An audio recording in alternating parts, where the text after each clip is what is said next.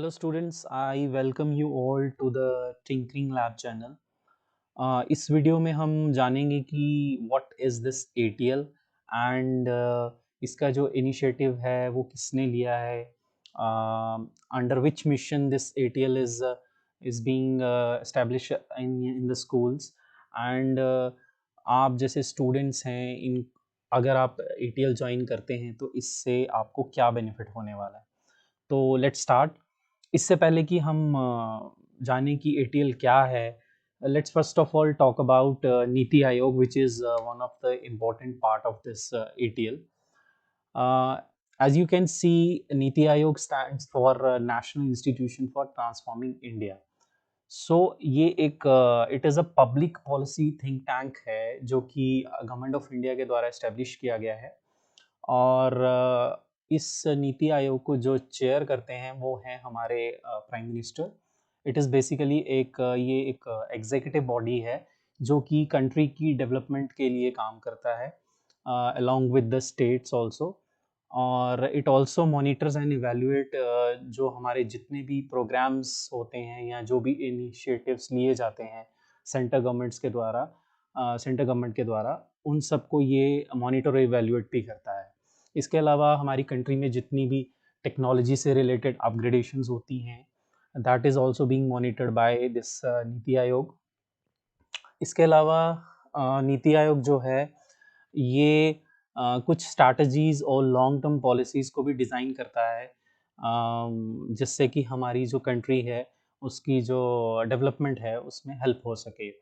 अब यहाँ पे एक और चीज़ भी है कि जितना भी ये काम किया जाता है इस नीति आयोग के द्वारा, this is actually being achieved और established with the aim to achieve it under the sustainable development goals. So हम ये नहीं चाहते कि हम कुछ ऐसा अपनी कंट्री में डेवलप करें जिससे कि हमारे जो रिसोर्सेज हैं उन पे कोई इफ़ेक्ट पड़े, ताकि जो हमारी आने वाली पीढ़ियाँ हैं उनको किसी चीज़ की या किसी समस्या का सामना ना करना पड़े। तो बेसिकली इस चीज़ का भी ध्यान रखा जाता है नीति आयोग के द्वारा। सो आपको नीति आयोग के बारे में सबसे पहले पता होना चाहिए। नेक्स्ट कम्स अटल इनोवेशन मिशन। सो AIM जिसे हम अटल इनोवेशन मिशन भी कहते हैं, it is basically one of the flagship initiative जो कि नीति आयोग के द्वारा ही लिया गया है, ताकि हम अपनी कंट्री के अंदर जो इनोवेशन और एंटरप्रेन्योरशिप है इसे एक लार्ज स्केल पे अपनी कंट्री के अंदर एस्टेब्लिश कर सकें। सो इसका जो मेन ऑब्जेक्टिव है वो यही है कि to develop new programs and policies for fostering innovation. तो कंट्री के अंदर कुछ ऐसे प्रोग्राम्स और ऐसी पॉलिसीज़ को डेवलप किया जाए जिससे कि हम अपनी कंट्री में इनोवेशन जो है उसे डिफरेंट सेक्टर्स में एस्टेब्लिश कर सकें। अब इसके लिए जितने भी स्टेक होल्डर्स हैं या डिफरेंट सेक्टर्स हैं उन सबको प्लेटफॉर्म्स और रिसोर्सेज प्रोवाइड किए गए AIM के द्वारा, और ताकि इनोवेशन को और एंटरप्रेन्योरशिप को बढ़ावा दे सकें। अब इस AIM के अंडर डिफरेंट जो हैं सेटअप्स जो हैं वो किए गए हैं, डिफरेंट इनिशिएटिव्स लिए गए हैं। उसी में से एक इनिशिएटिव है जिसे हम अटल टिंकरिंग लैब कहते हैं, और that was specially designed for the school students और स्कूल्स के लिए डिज़ाइन किया गया है। सो हम अभी ATL के बारे में बात कर लेते हैं। सो ATL क्या है?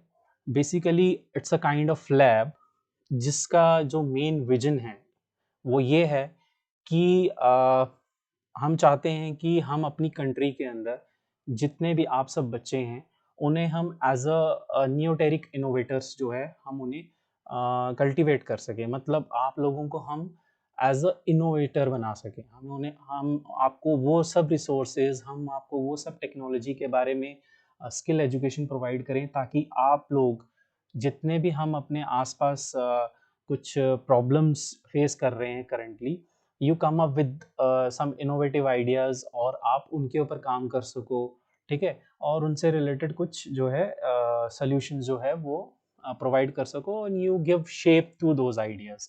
सो that's the main mission of these Atal thinking lab. अब इसके अलावा ऑब्जेक्टिव जो है मेन वो ये है कि फॉस्टर क्यूरियोसिटी, आपके अंदर एक क्यूरियोसिटी जगाना, क्रिएटिविटी, इमेजिनेशन, आप जैसे यंग माइंड्स के अंदर, ताकि आप क्या कर सको, आपके अंदर एक हम ऐसे स्किल्स जो हैं आपको प्रोवाइड करें जिससे कि आप आपके अंदर एक डिज़ाइन माइंडसेट बन सके और आप कंप्यूटेशनल थिंकिंग, अडैप्टिंग थिंकिंग और फिजिकल कंप्यूटिंग जो है इन पे, इनके बारे में सीख सकें और इन सब पे आपको काम करना भी अच्छे से आ सके। सो that's the main objective of this Atal tinkering labs. अब इसका बेनिफिट क्या है? इफ़ आप सब बच्चे जो हैं वो अगर आप इसको ज्वाइन करते हैं, so what is the main benefit?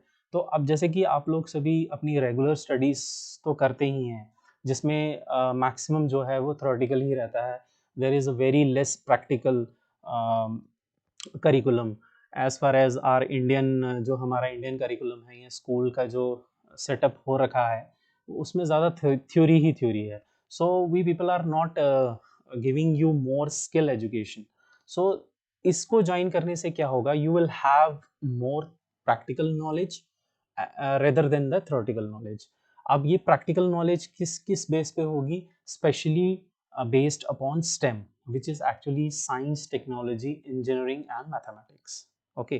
इसके अलावा there are some other concepts also जो कि हायर एजुकेशन में जनरली यूज होते हैं, लाइक इलेक्ट्रॉनिक्स हो गया, आपका फिजिक्स हो गया, space technology, programming, material science, इस तरह के और भी बहुत से जो टॉपिक्स हैं या कंसेप्ट्स हैं, उसके बारे में भी आप अगर आप ATL ज्वाइन करते हो तो आपको उनके बारे में भी जानने का मौका मिलेगा। अब बात ये है कि अगर आप इस ATL को ज्वाइन करते हो तो आप अपने रेगुलर करिकुलम के साथ साथ you are going to learn a lot of new things, और you can say you will be more skilled in these topics, especially electronics and space technology, programming, coding, ठीक है, इसके बारे में भी आपको अपने रेगुलर जो आपका करिकुलम है उसके साथ साथ जानने का मौका मिलेगा।